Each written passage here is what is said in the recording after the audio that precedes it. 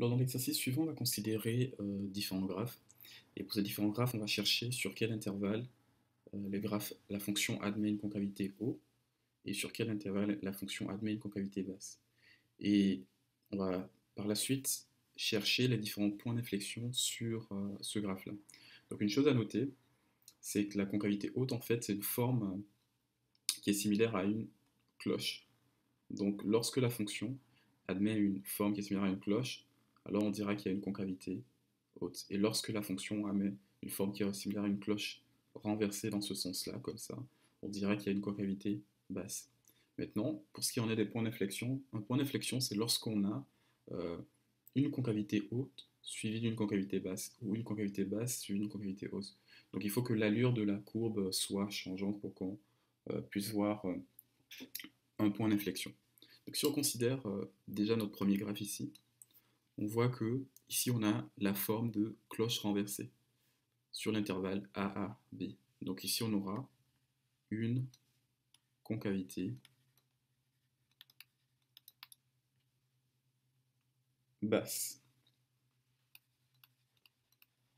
Et ici l'intervalle B à C, on voit qu'on a une forme de cloche. On aura ici une concavité haute. Donc remarquons ici qu'au point B ici, ce point particulier, c'est un point qui relie une concavité basse à une concavité haute. Donc on dirait que ce point-là est un point d'inflexion. Je vais juste mettre ici PI. Ok. Si on considère à présent notre deuxième graphe ici, on a pris les différents intervalles, on aura le point A ici, le point B, le point C ici, disons que ça c'est D, et ici on a E. Ok. Donc, ici c'est particulier, on n'a pas la forme de la cloche au complet, mais on peut voir ici l'allure de notre courbe. Donc on s'imagine que si on voulait prolonger en fait la courbe ici, on aurait cette forme-là. Donc sur cet intervalle-là, on aurait une concavité haute ici. Donc ici on a une concavité haute, et également ici on a une concavité haute. Okay. Donc ici il faut faire attention. Donc sur AB on a une concavité haute, et sur BC on a une concavité haute également. Même si on n'a pas la forme complète de la cloche, et c'est seulement une seule partie, mais ça reste que la concavité demeure haute. Ici, il faut faire attention parce que c'est sûr que les tangentes de la courbe sont de signe contraire ici, mais on n'a pas de point d'inflexion parce qu'on a une concavité haute suivie d'une concavité haute ici. Donc pour ceux qui se rappellent un peu dans l'exercice précédent, on avait vu la notion de point anguleux et la notion de point de rebroussement.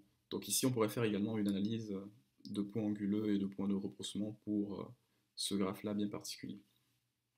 Donc ici, sur l'intervalle CAD, on voit qu'on a une demi-cloche également renversée. Donc ici, on a une concavité basse.